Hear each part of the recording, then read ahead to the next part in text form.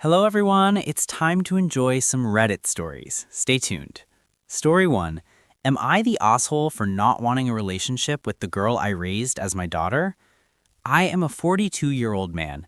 I had a daughter, now 18. I tried my best, but it was not an easy relationship. I found out when she was 12 that her long-term stepdad was actually her biological father. He lived with her and my ex for a few years. I also found out that my daughter knew he was her biological father for a few years at that point too. She, my ex, and the stepdad all knew, but they never told me anything. So I challenged it in court, and they stopped my maintenance payments. Because that happened, she did not want a relationship with me.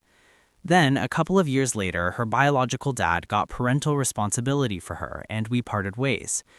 I have not had contact with her for a few years now, but she has had a relationship with my family members.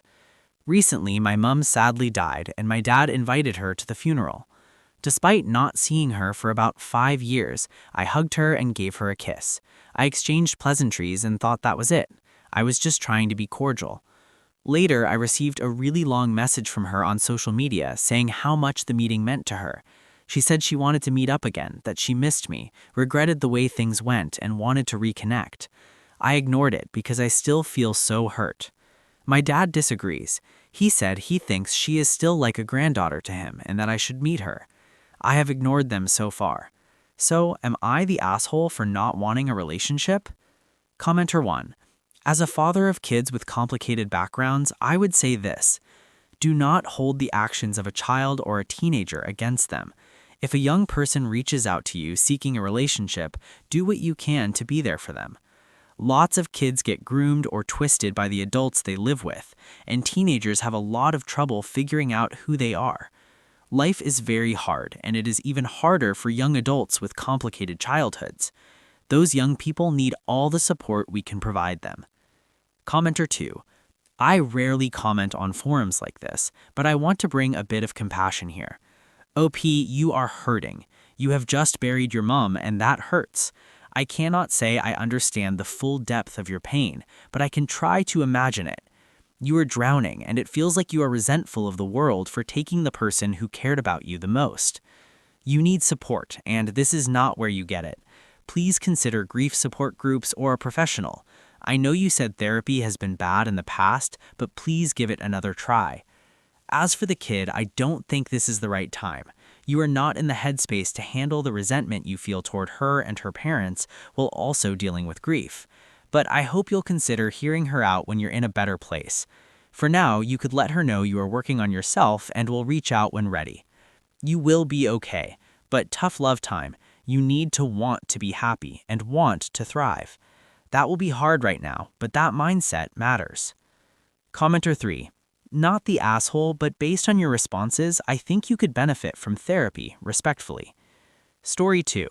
Am I the jerk for maliciously complying when a cop ordered me to take off my hearing aids? I got pulled over at a four-way stop even though I made a complete stop. The cop comes up to my window with a look like I am gum stuck to his shoe. He tells me I did not make a complete stop. I go to adjust one of my hearing aids because I want to make sure I heard him correctly. Before I can say anything, he cuts me off and says, "Sir, take off your earphones when I'm talking to you." So I did. I took both hearing aids off. For context, I lost part of my hearing from years of being a touring musician. My hearing aids look kind of like AirPods, which is probably why he thought they were earphones.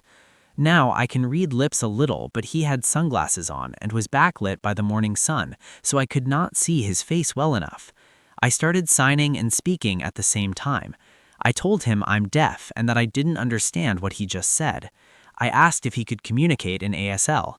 He pointed at my dashcam, which was pointed right at us, muttered, "For fuck's sake," under his breath, waved me off and gave me 2 thumbs up.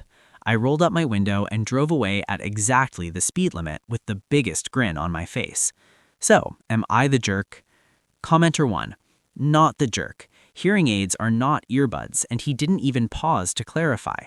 You complied, and he realized he messed up. End of story. Commenter 2. Not the jerk. This made me laugh. I know someone who was born deaf and got stopped for a traffic infraction. The cop thought he was drunk because of his speech, even though he passed all the sobriety tests. He absolutely played it up. What made it worse was that my friend has a deaf or hard of hearing designation on his driver's license. Commenter 3.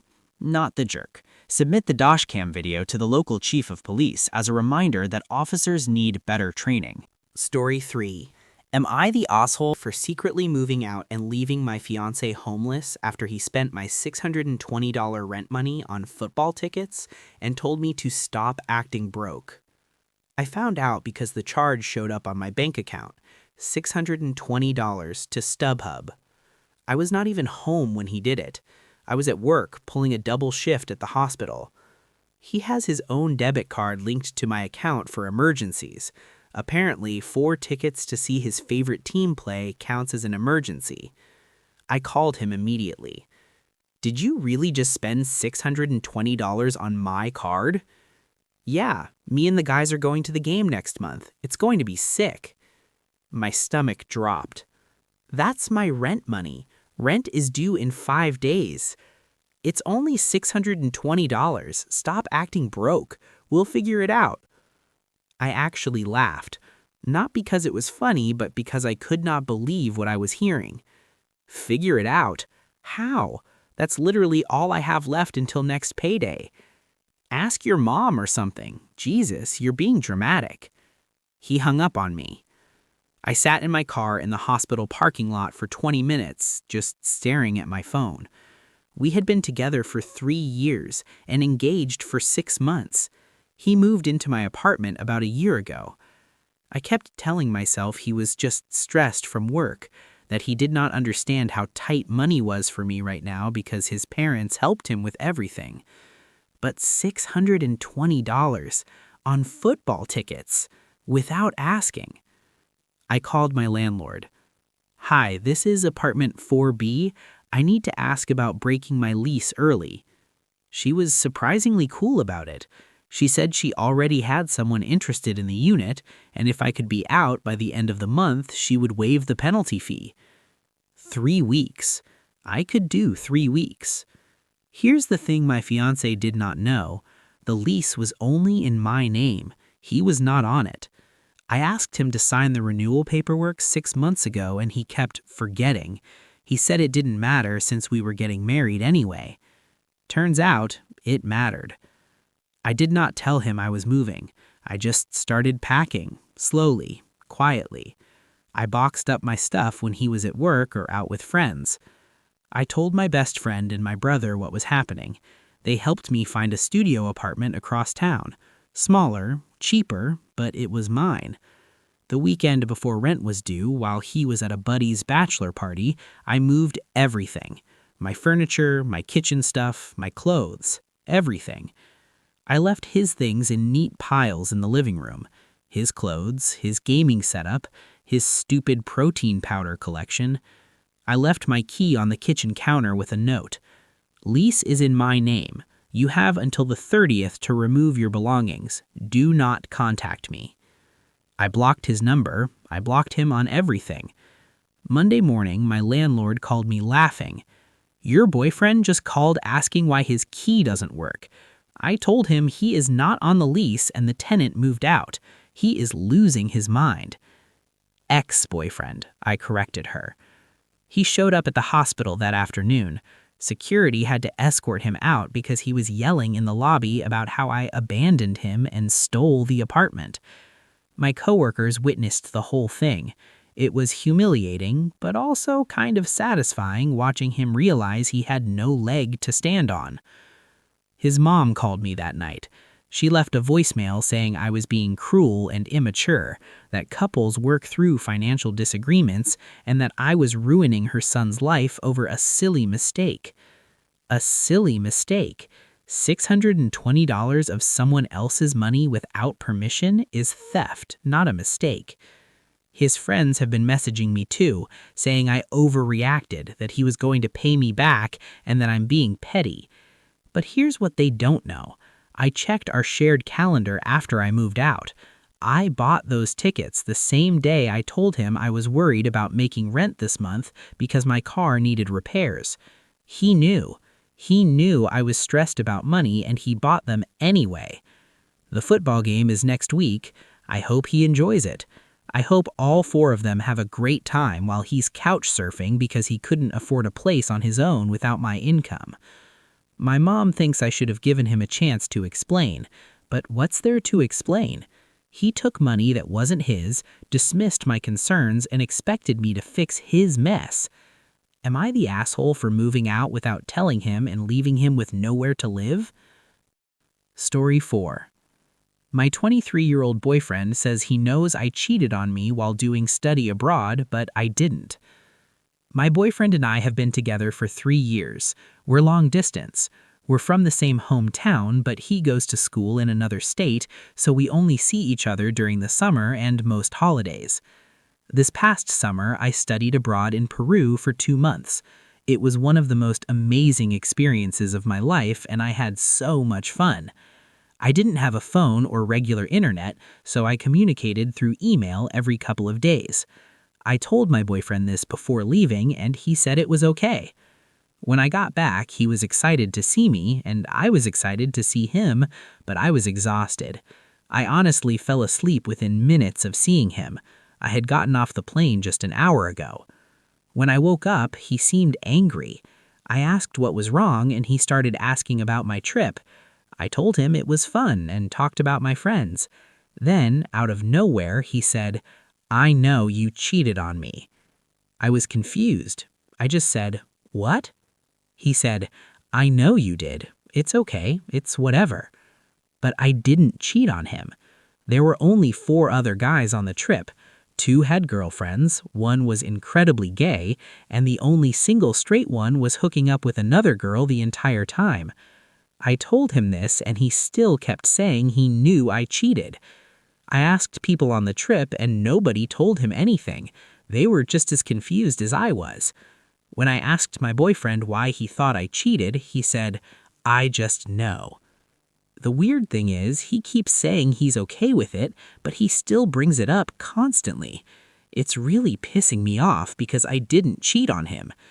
I had plenty of opportunities to cheat and never even came close. I told him the closest thing was dancing at a club with my gay friend. Then he said, "Well, I don't know if it was one of your friends or a local." What the hell? I don't know what to do. He keeps saying I cheated, but I didn't. He says he doesn't care, but keeps bringing it up. I can't figure out how to convince him otherwise, aside from the fact that this is a totally ridiculous idea. Is this breakup worthy? I love him, but I don't understand why he's doing this. Comments. Commenter 1. Ask your boyfriend for evidence. I honestly think he cheated and is projecting on you so he can break up without looking like the bad guy. Original poster's reply. I've been wondering this myself. Maybe he's saying he doesn't care so he can later admit he cheated and hope I don't care. The only thing is, I can't imagine how he would cheat. He has no female friends and neither do his male friends. He's kind of weird and nerdy. Commenter 2. If he cheated, he'll use this against you, saying he forgives you but using it to justify his own behavior. "I just know" is an awful thing to say. Does he do this in other arguments? Original poster's reply. Wow, he totally does this. He always believes he's right and the argument only ends when he gets tired. If he thinks forgiving me will excuse his cheating, that won't work. I'm confronting him in about an hour. Update. Thank you to everyone for the advice. I really appreciate how many people cared enough to respond. Last night I asked him to come over. I should mention that the original incident happened in mid-August. When it first happened, I told him to stop accusing me and he apologized, but he kept bringing it up. When I pressed him again, he said he didn't believe I could go somewhere like that with a bunch of guys and have nothing happen. I pointed out that he goes to school in Florida with a bunch of girls. He completely lost it, yelling, saying he would never cheat and that I knew about any girl who ever came on to him. Finally, I said that if he can't trust me, we should not be together. He responded by yelling, "See, I knew you cheated." After he left, I called his brother. He told me his brother has serious anger issues and a history of extreme behavior, including running away from home at 20 years old. That, combined with everything else, made me decide to end it. I called him and told him it was over. Final comments. Commenter 1. Running away at 20? Wants to live with his parents forever? You did the right thing. Original poster's reply. The running away part was honestly hilarious. You're an adult at 20. Commenter 2. How did he react when you ended it? Original poster's reply. He flipped out, crying, begging, accusing me of cheating, hostile the whole time. Commenter 3. That is not immaturity, that is gaslighting. Story 5. I, 42 male, am getting frustrated with my wife's 37 female's phone habits. My wife has always been very chatty. She's on the phone almost all day with her sister-in-law, friends, family members. She hangs up with one and either calls someone else or someone else calls her. This never bothered me before because I'm not home all day. But recently, it started interfering with the time we spend together.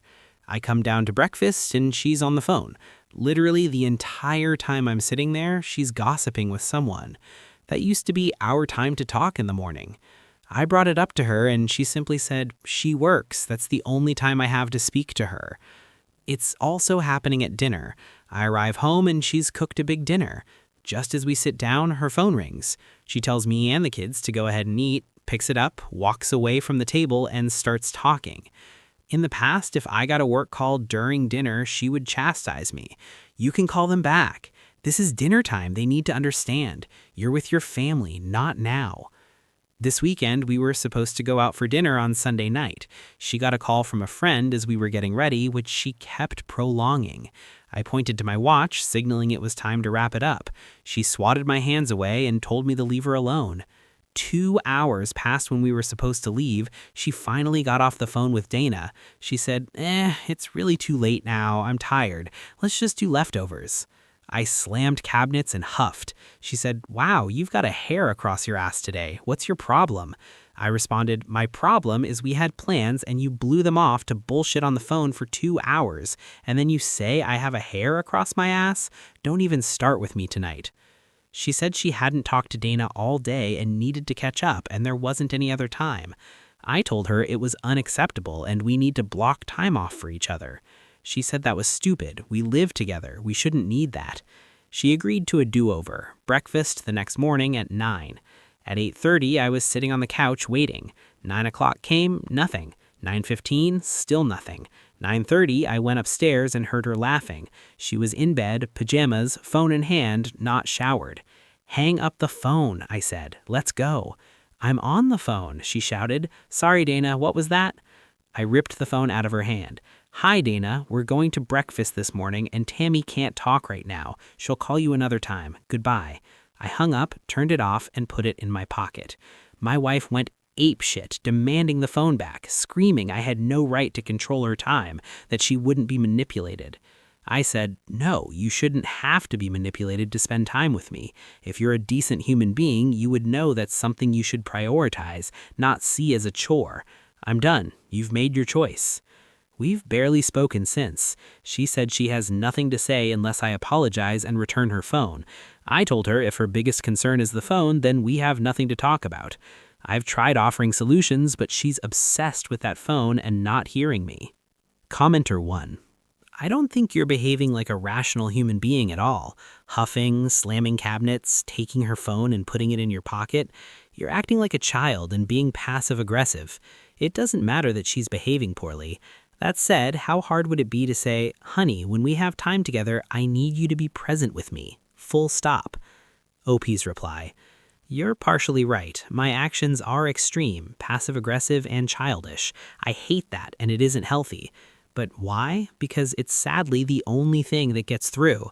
She has a bit of a persecution complex. When I say, I'm gone from 7:30 a.m. until 6 p.m., it's important we have dinner as a family. Please don't take calls during that one meal. She responds, fine, I won't talk to my friends. After all, I only exist to be your wife. I should drop everything to talk to you. Meanwhile, I pay the phone bill. She's on the phone 5 to 6 hours when I'm not home. If I try being calm, rational, and addressing the issue, she denies there's a problem. It makes it seem like I'm telling her not to talk to anyone. She acts isolated. When I once asked her to let a call go to voicemail, she said, "I have to get this. I'm expecting this call from Beth." I said, "Call her back later. We're not done." She picked up. It was pure gossip. I'm through being nice, handling things gently and letting her ignore me. She makes me feel like I'm asking too much just to have her acknowledge me and the kids in the few waking hours we're home. Update. About a year later, here's what happened. Right after posting, I gave my wife her phone back. I said, "I don't believe I was wrong to be frustrated, but it's not my right to take your phone. I'm giving it back. Take note, every time you take a long call, you're choosing someone else over your family." She snatched it back. "Don't talk to me like a child. It's my phone." Things never got better. She was always on it. Dinners were missed. Kids felt neglected. Sometimes we didn't speak at all. The final straw was our daughter's 8th grade graduation. Her phone rang in the middle of the ceremony. I said, "No, not here. Turn it off." She picked up anyway and walked out. She missed our daughter walking across the stage. When asked, she lied, saying an important call came in. She was just gossiping. We went to dinner. I didn't speak. She asked what was wrong. I said, "You've made your choice very clear, Tammy. Thank you." The following Monday, I met with an attorney and started filing for divorce. She flipped, claiming I was trying to control her, treating her like a child, punishing her for a call. She ordered me to leave. I refused. I was caring for our kids and paying the mortgage. She stayed with her sister. She had no legal right to half the house. She accepted a settlement and signed a quitclaim deed, removing her legal interest. I put the kids' college funds into a trust, with my brother and her sister as trustees. She tried to invalidate the quitclaim deed, claiming entitlement to half the house. My attorney said she has no chance. She signed documents saying she was waiving outside representation. The courts have been shut down since March. God willing, this will wrap up by the end of the year.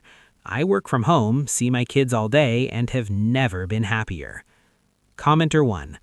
I'm curious, what was so important in those talks that she blew her marriage over? Did you ever listen? Was she solving nuclear crises, negotiating hostages? OP's reply. It was literally gossiping. No matter how nicely I asked her to put the phone away, I was ignored. I went from asking nicely to asking firmly to telling gently to demanding. Regardless of my feelings, she would take that call.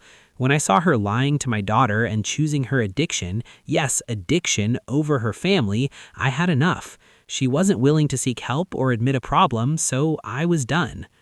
Commenter 2. She said she hadn't talked to Dana all day and needed to catch up. What could possibly be so important every day? Commenter 3. Yeah, and what are all the people she's talking to doing that they have so much time to chat? And that's where this story ends. Make sure to like and subscribe.